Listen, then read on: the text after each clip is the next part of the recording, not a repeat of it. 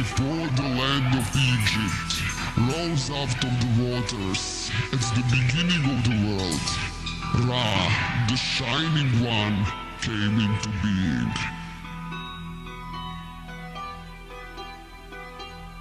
He was all-powerful, and the secret of his power lay in his name, which was hidden from all the world. When he named Shu, the wind blew.